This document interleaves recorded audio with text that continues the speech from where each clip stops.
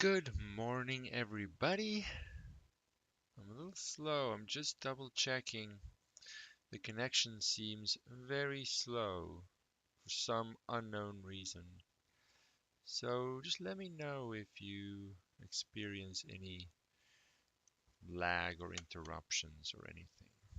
We'll see what we can do. All right.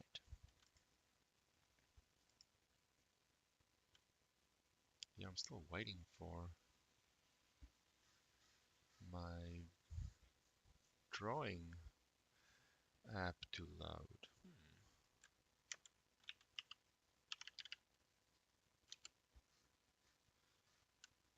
I started it. I just decided, nah, not today. Not in the mood. You're on your own. Come on. Things are very slow today. There are signs of life. I see it. Okay, good. Let's see how that goes. So, you had the lovely task to learn about prime numbers yesterday. Now, for the level that we are focused on,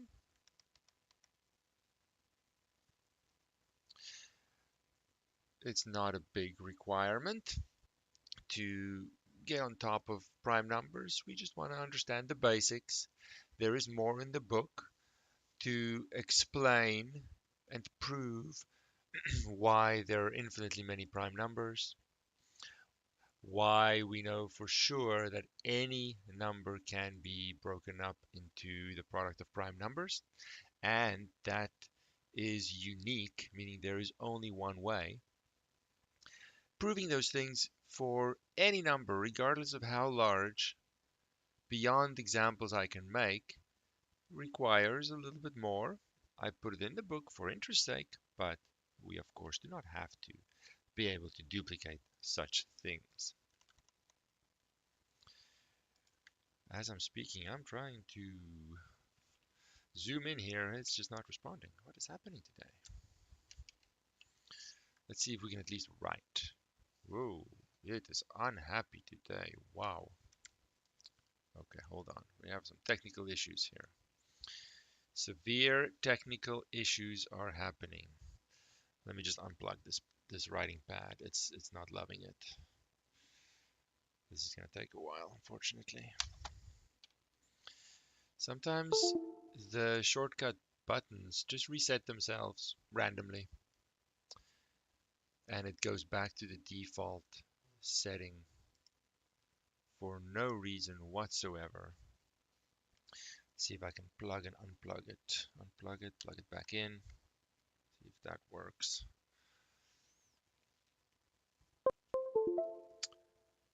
I know you don't see any of this, but okay, it recognizes it. That's a win.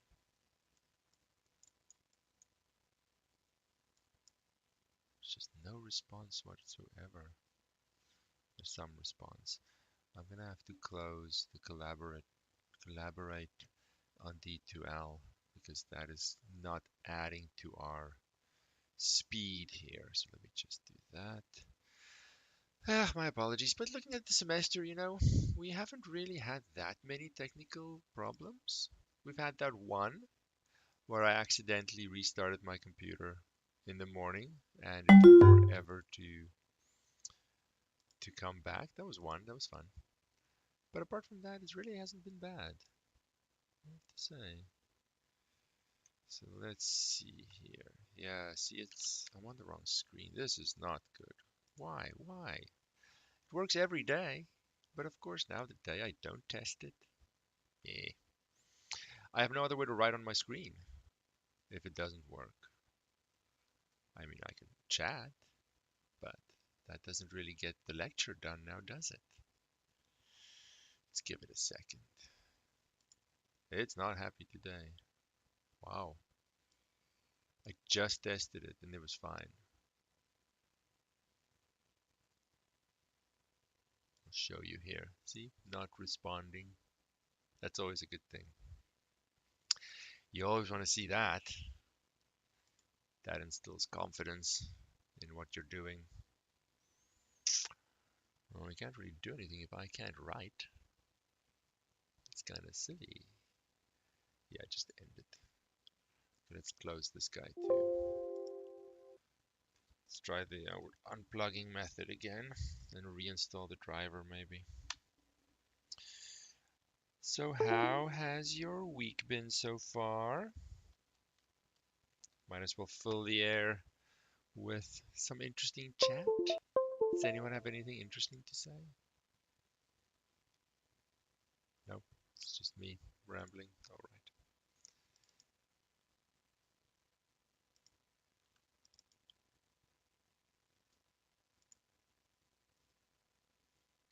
Let's do.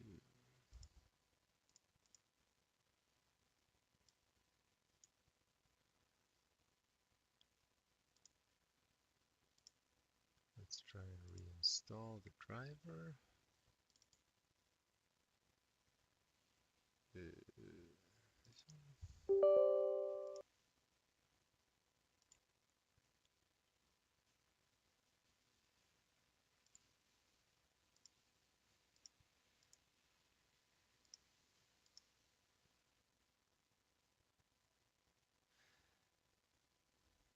Does anyone have any questions about anything you did yesterday?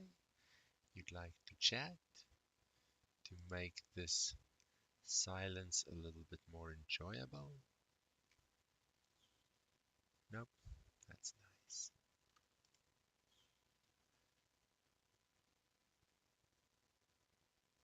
I actually did have a question about Yay, Science of Life. Thank you. number 5 yesterday. You're gonna have to tell me what number 5 is because Oh, I okay, don't have anything open. it was asking if number 667 was a prime number. Oh yeah, yeah. And then so in the video you did the divisibility test going up to 23, and then so you did 23 squared equaled 529. So as soon as we got to there,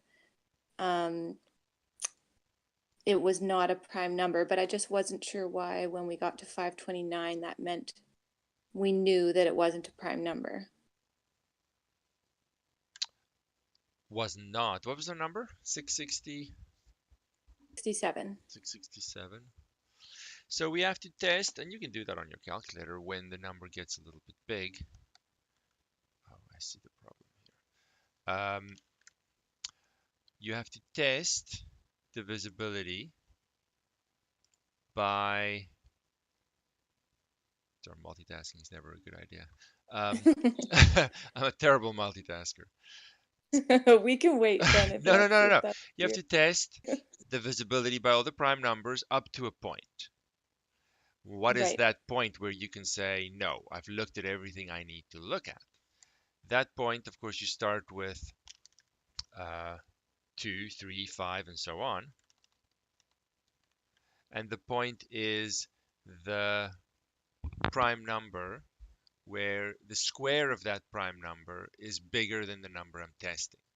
So I have to test, for example, 11, because 11 times itself is 121 and not bigger than my number yet. So I keep going to 13, to 17, and so on until I reach the end of my list. And that's how I know where the end of my list is. Okay. But so I guess I was just confused because we went to 23 squared was 529. And is it just because we can So then, yeah, so assume, then like we know that the what is next the one next prime number after, what was that? 23? after That'd be 23? 29, right? Right. And so we know So that that would 29 be too squared is high. way too big, yeah. Okay. And then if I've tested everything up to that point, I know that, and they all, none of them divide, for example. Then I know my list that I need to check is complete. And if I haven't found anything from that list, I can conclude with confidence that it is a prime number.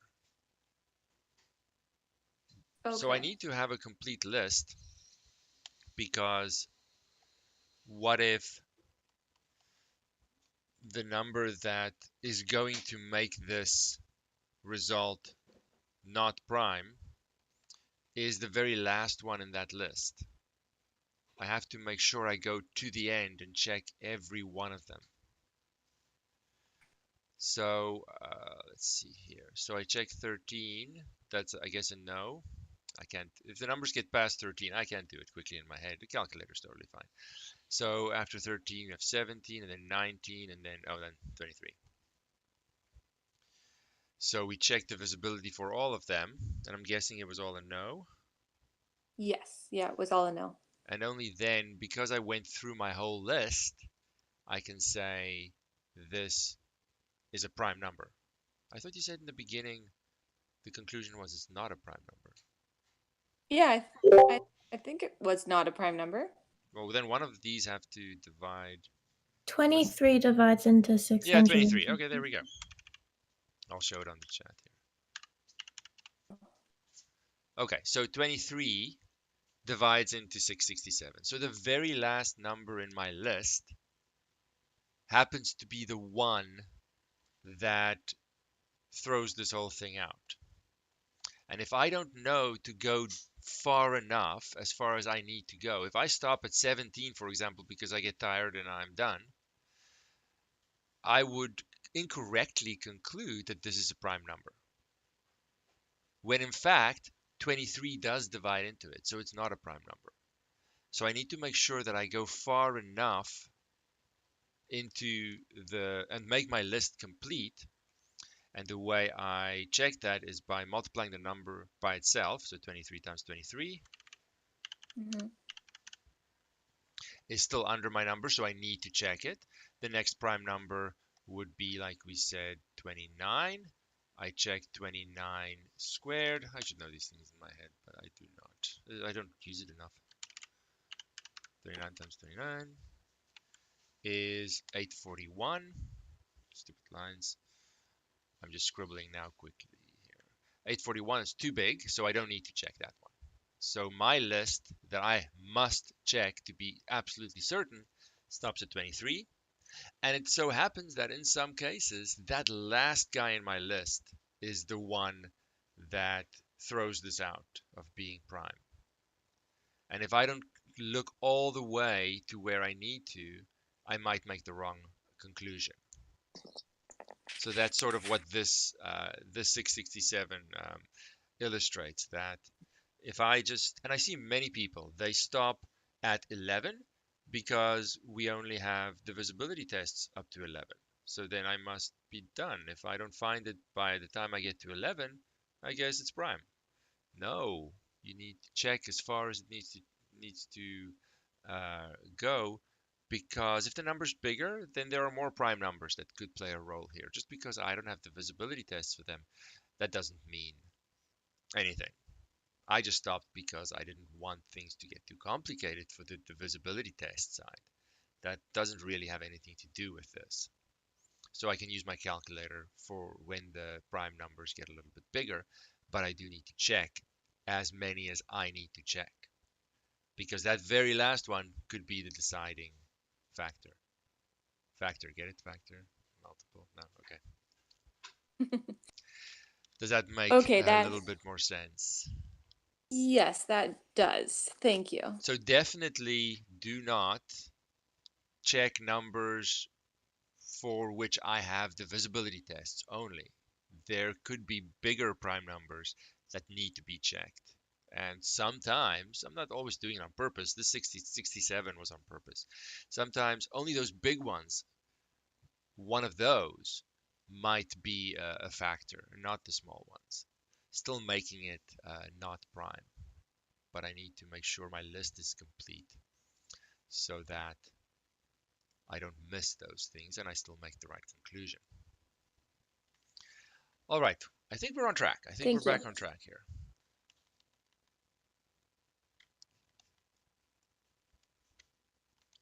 I have a zoom button and that's all I really need. Okay, so now we are moving on to chapter, I don't even know my chapter number numbers. What is happening today? 11, chapter 11. So I'm going to put this on the screen. Let's zoom a little bit. Can I zoom? I want to zoom. Allow me to zoom. It doesn't. Oh, there's the plus.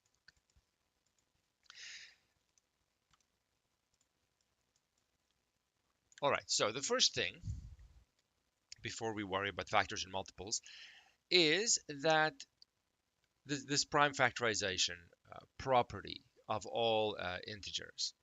We saw that previously there's a main result when it comes to prime numbers that we can factor any integer into some prime numbers, a product of prime numbers being multiplied together to give me my number. So in that sense, then, the prime numbers are the building blocks of all integers. Because you give me any random integer, either it is a prime number itself, or it's made up of prime numbers being multiplied together. And for any specific integer, there's only one way. Maybe you can shuffle the prime numbers around, but it's still the same collection of prime numbers making that number. So let's look at exercise 11.1. Now, if the number the number can be big too. It just takes me longer, of course, to find those prime numbers. So we'll pick something maybe in the hundreds and thousands, and nothing too crazy. A nice way to visually as well find which prime numbers make up 100, for example. So I want to know what prime numbers are multiplied together to make 100, because itself is not prime, of course, 10 squared and so on. I can do that by way of a factor tree and say, I'm just going to split my original number up into two numbers multiplied together. And the obvious one is maybe 10 times 10, right? Now for each of these, this 10 is not a prime number, which means it can be split up. And I'm just going to go two at a time, 2 and 5. Now 2 is a prime number and 5 is a prime number, and that ends those paths. Then I'll go to the other number that is at an end, which isn't the prime number yet. This happens to be a 10 again, and I can split that into 2 times 5. And I stop when all my branches end in a prime number. And I'll put circles around them so I can easily see them. So that then means that 100 can be written, and the order doesn't matter, but I go in increasing order as 2 times 2 times 5 times 5. Now you can shuffle those around, but still 100 is made up out of 2 2's and 2 5's, regardless of how I write them. Those are the building blocks of this number.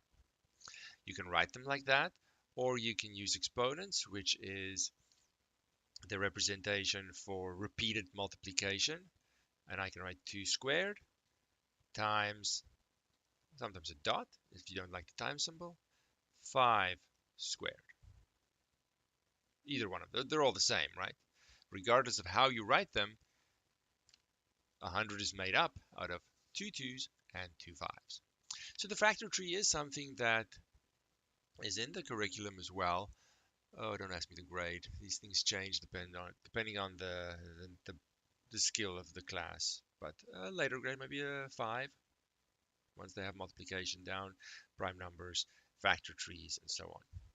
So it's very useful to me to circle the prime numbers, circle the ends of these branches, so I can quickly see everything I need to list.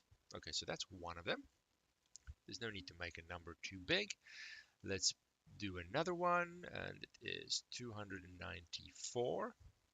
And we'll use these in the upcoming examples. So 294, what prime numbers make that up? So the factor tree is convenient in the sense that I just worry about splitting it up into two numbers at a time.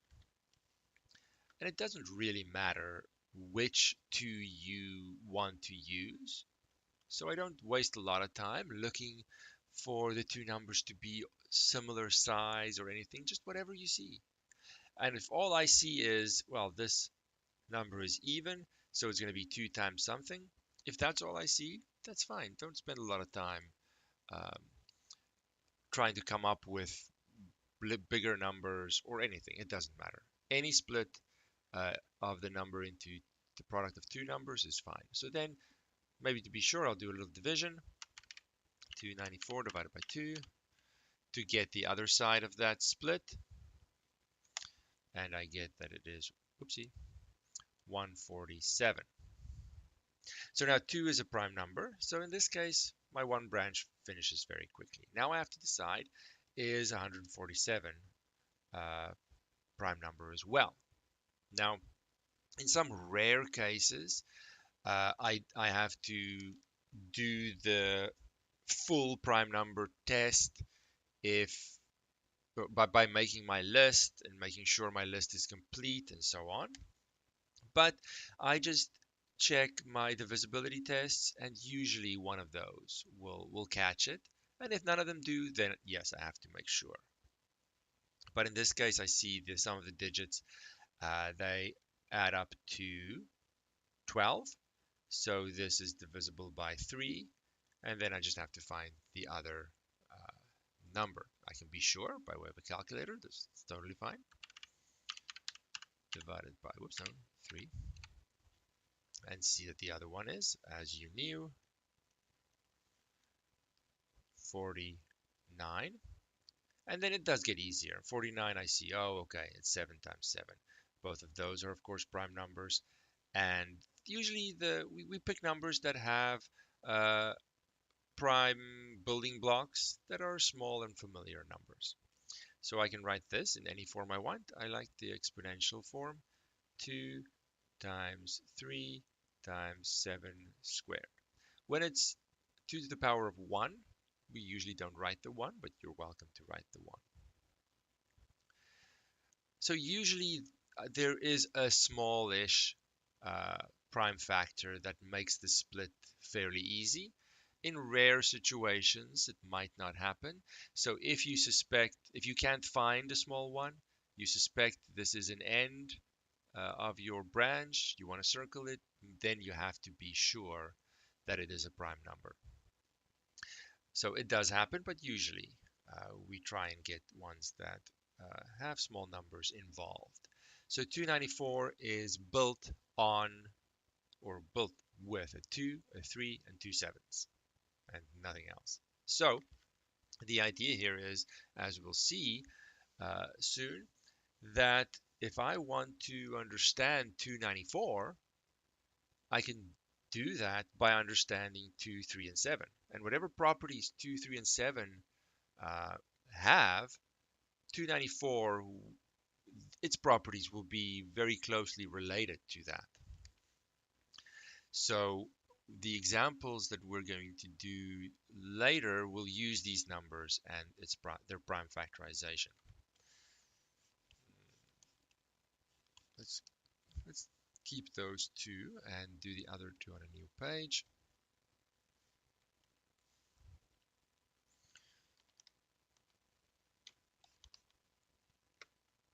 Like so. So we have 3. Number 3 is 702. So just whatever split I can think of, maybe you just want to use the 2. Maybe I want my tree to be a little bit more balanced. If I pick numbers of similar size, the tree will look a little bit balanced, but it doesn't matter, right? Here I could have said it's 2 times 50 for 100.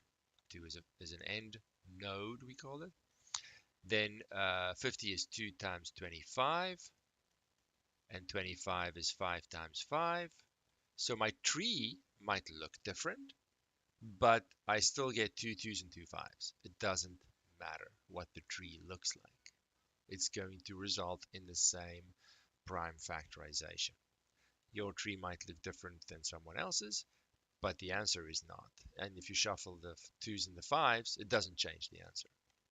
So I'm not too concerned with which split I want to use, as long as it's correct. But maybe I see, oh, it's divisible by 9, just to keep things a little bit more interesting. I might want to see, well, what is the other factor then? 702 divided by 9. It is 78.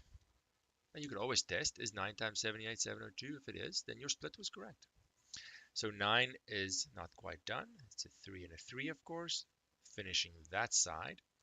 78, maybe I only see a 3, and then I'll just show something in the chat to confirm the 3 is a factor of that. 78 divided by 3, and I have 26 left. 3 is done. 26 is almost done. It's 2 times 13, and now both of those are done. And your tree might not look like this. It doesn't matter. In the end, when I sort of sort it nicely in increasing order, I get a 2, I get 3 3s, and I get a 13. Regardless of the tree, that collection of prime numbers are used to build 207. So we have a unique prime factorization, though many trees might get me there. Okay, so that's the first step. Use a factor tree, and of course a quiz question. These are fairly predictable, what the questions will be. It was only part 1 that had some variety. Variety is over. Use a factor tree to find the prime factorization of a given number. So you have to know what a factor tree is, how to use it, and then be able to write your prime factorization. The factor tree is not the prime factorization.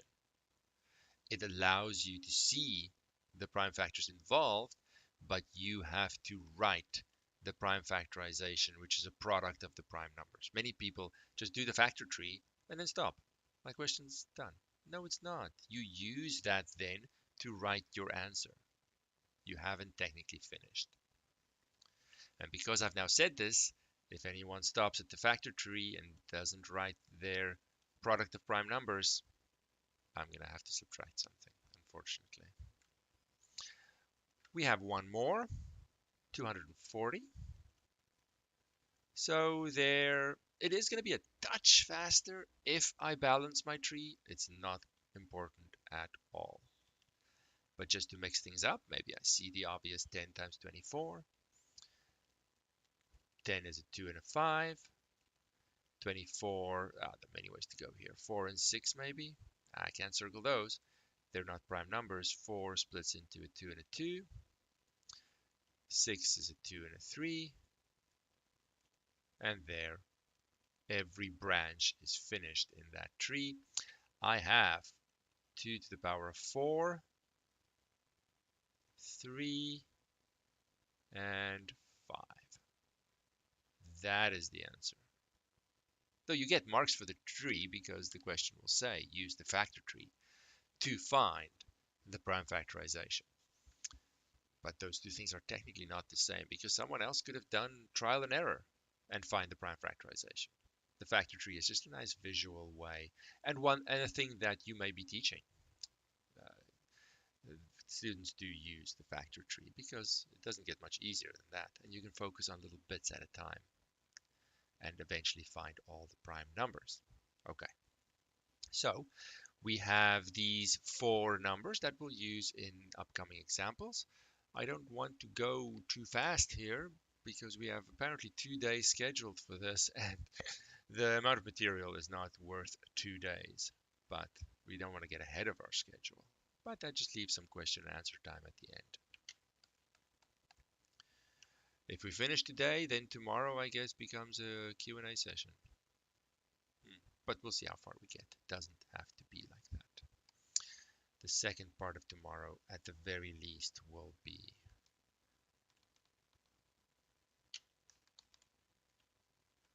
okay. So now we have 2 things that we want to do want to focus on, want to discuss.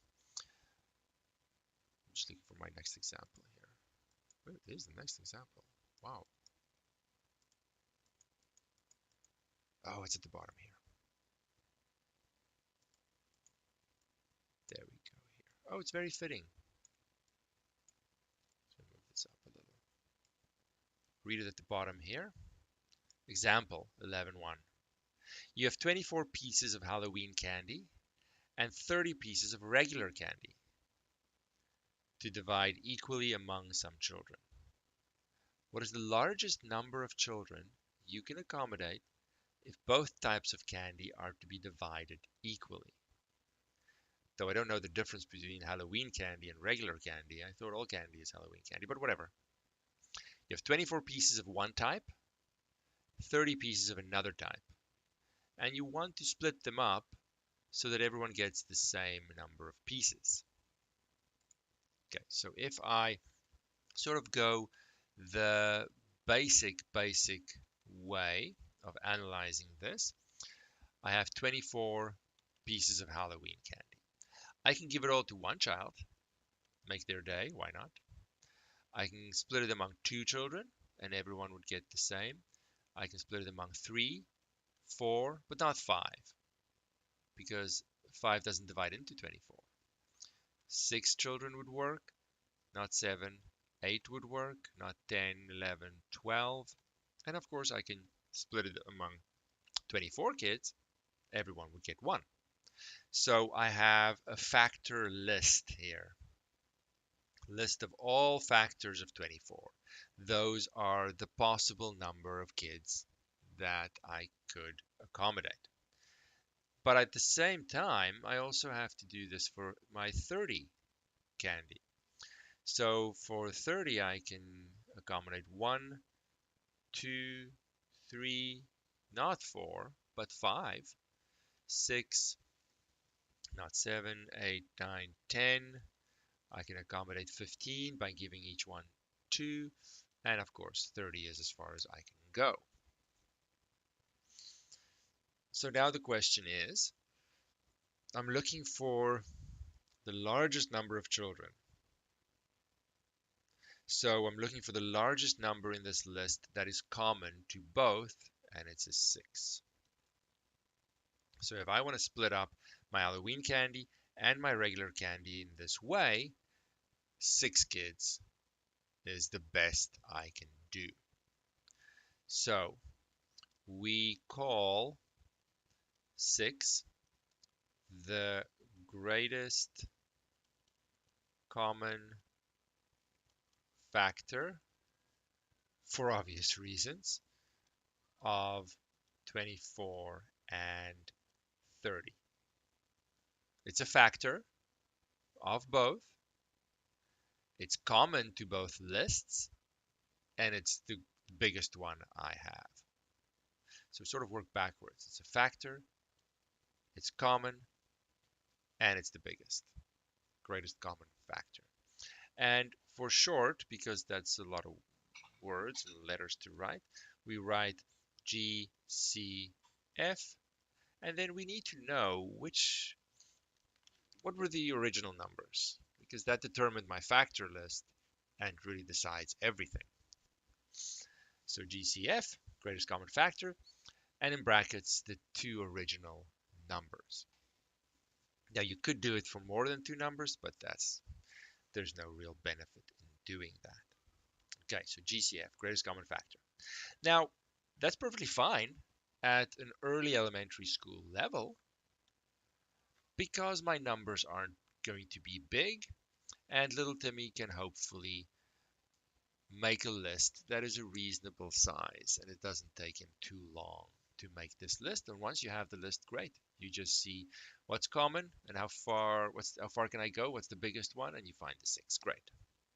But that's a very basic way of doing it, a first step only, because once these numbers get bigger, then my list of factors will get bigger and bigger and bigger. And writing them all out isn't very efficient anymore. It would work if I want to spend the time, but I don't want to anymore once this number gets big and there's a lot of different factors. It's not just prime factors I'm listing here. I'm listing all factors. So we have to be a little bit more sophisticated, a little bit fancier when the numbers get bigger. Now I'll stick to these numbers because we have an answer for them and we can see in what other way can I get this answer of 6? Well, if I look at a number and want to know how it behaves, instead I can look at what its prime factors are, what its building blocks, and that will essentially tell me how this number behaves. And I can do that for both. So what we can do instead, as an alternative, in preparation for when this list making is inefficient, we can say, well, 24, I want its prime factorization.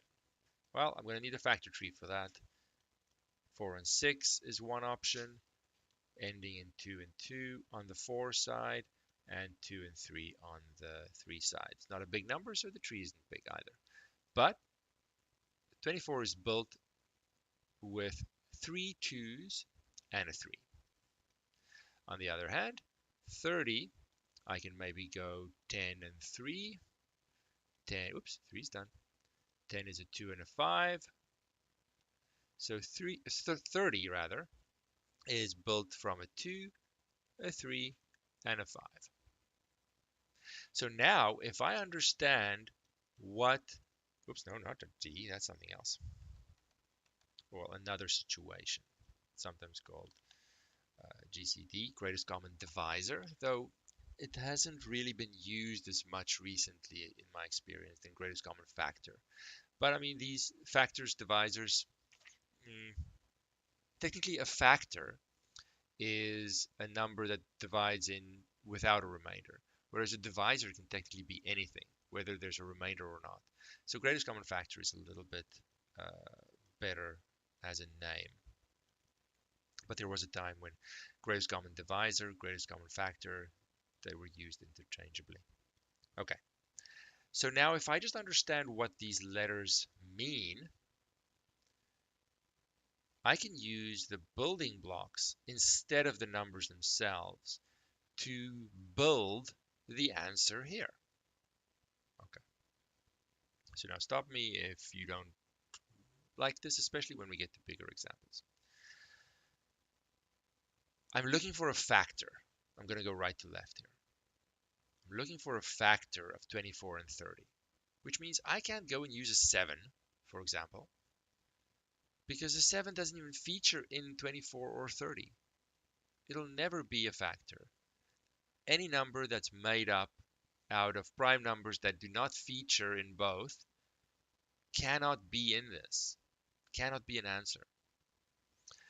So if I'm looking at contenders 2, 3, and 5, those are the only prime numbers that I see.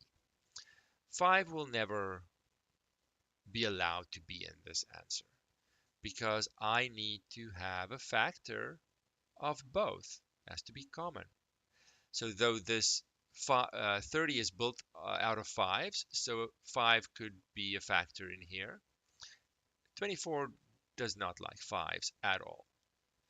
There is no room for a 5 in here, only 2s and 3s. So 5s are out, but 2s and 3s are in. So let me erase that.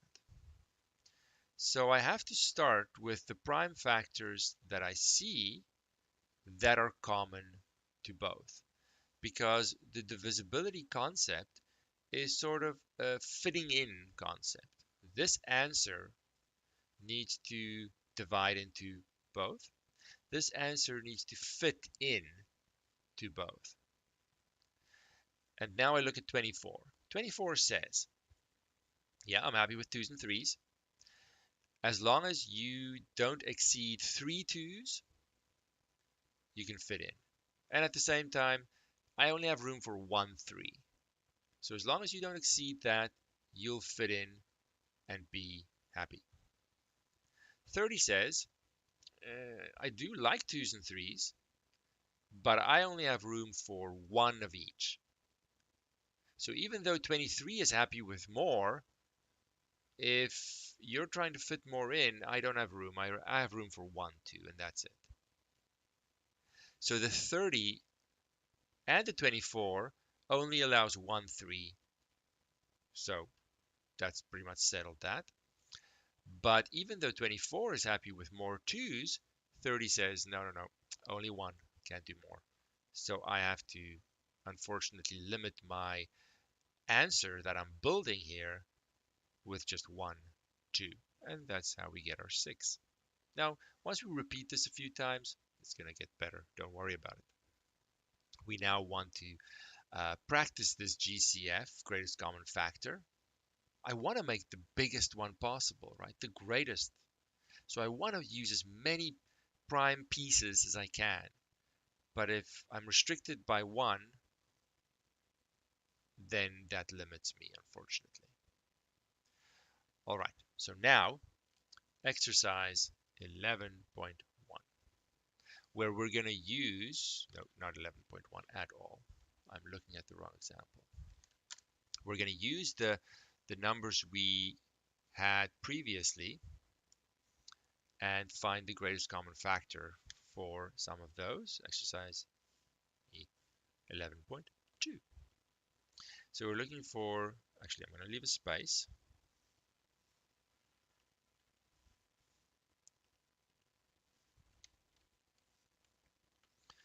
Leave a space, and then we're looking for the greatest common factor of 100 and 240. So now I have to go and find where is 100. It was 2 squared, 5 squared. Okay, no, 2 squared. What is wrong with me today? Why am I in a hurry? We have so much time. I need to relax. 100 is 2 squared times 5 squared. 240. Where was that? Over here. 2 to the power of 4, 3, and 5. 2 to the power of 4, 3, and 5. So it doesn't matter that they come from the factor tree. I just need to see their building blocks, and those are the numbers in question here. So now I have to build a factor of each. So it needs to fit into 100, and it needs to fit into 240. Not at the same time, just the requirement comes in 2 parts, which means my answer here has to consist of the building blocks that I see. It needs to fit into both. So it's going to consist of some 2's and some 5's, not 3, because it's not common. Though 240 has some 3's in it, 100 says, no, I'm not linked to 3's at all. I'm not interested. I have no room for them. It's not what I'm about. So I have to start with the prime factors that are common to both. Otherwise, my number won't fit into both. Common. And I'm only using the building blocks that I see because they have to be factors. If I use other prime numbers, they'll simply not fit in the numbers that I'm interested in, because those numbers are made of 2's, 5's, and 3's. Now I just want to make the biggest one possible. So I want to use as many 2's as I can, as many 5's as I can, under the restriction that I have to fit into these numbers. So the largest number of 2's that I can have in my answer is 2. 100 can accommodate up to 2 2's. 240 can accommodate up to 4 2's. I need to be able to fit into both, so the best I can do is 2. 100 says, I'm happy with 2 5's. 240 says, no, I only have space for 1. So for that reason, I have to stop at 1, because I have to accommodate both numbers, trying to make it as big as possible, but I'm sort of stuck a little bit. I like to sort of talk my way through this, build this answer in this way. It shows a much deeper deeper, much better understanding of what makes these numbers tick and what am I trying to do, then you understand what's happening here. Instead of sort of blindly following a formula, use these prime numbers, and if this is bigger than this, and use this, and blah. No, it shows no understanding. I don't want to take a formula approach here. I want to sort of tell the story of how do I make this number. Now, I'm happy if you stop there. I like to see the prime factorization answer, but of course you can calculate it if you want. In this case, it's not big, it's 20. I don't care about the 20. That doesn't show me anything. The detail of the number by way of its prime building blocks, that shows me more. So if you want to calculate it, go ahead, but I don't want to see the 20 and not the detail. 20 is optional, detail is not. I want to see the detail. All right. Let's squeeze in the next one, then we can finish. The next one is GCF of 702 and 294. So I want to see what is behind 702. 702. 2, 3 cubed, and a 13. 2, 3 cubed, and a 13. And 294, regardless of where it comes from, maybe it was given, maybe you had to do the factor tree, regardless, 237 squared. All right, now I have it. So now I want to build my greatest common factor. Okay, let's do it. Sorry, I missed the YouTube question here. I don't know how long ago it was. I still don't know how to get the videos on Discord, so I can only type. That's okay. I see. Okay, good. Typing is totally fine. I just missed it. I didn't have the window open. Bad teacher. Okay, so I'm trying to build this. So a 2 is a common prime factor, and I'll worry about how many later. I can certainly use 3s in my build because they're common. And anything that has a 3 has a chance of fitting in. But I can't use 13 because 294 is not happy with 13. So it won't fit into both. 7 will fit potentially into 294, but not into 702. So that's as far as I can unfortunately go. Now, with the prime numbers that I have in my answer, I want to have as many of them as possible. 702 says, I only have room for 1, 2, sorry. 294 says the same thing. So 1 is unfortunately as far as we're going to be able to go with the 2s. 702 says, yeah, you can have up to 3 2s. I'm going to be fine if you have that. But 294 says, no, only 1. Only 1. So that's unfortunately limiting me as well.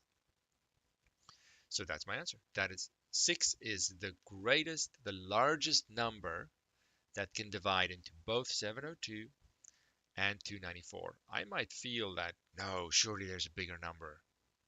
No, there isn't. That is the biggest number that can fit into both. All right, so we'll stop here for now. Are there any questions on the greatest common factor? Tomorrow, we just have a little bit to wrap it up. Maybe it'll take like 15 minutes if we don't have any technical issues again. So definitely bring some questions if you have them. The second half of tomorrow we'll use for questions and answers. We are not in a hurry at all. Any thoughts you want to share right now? Doesn't seem like it.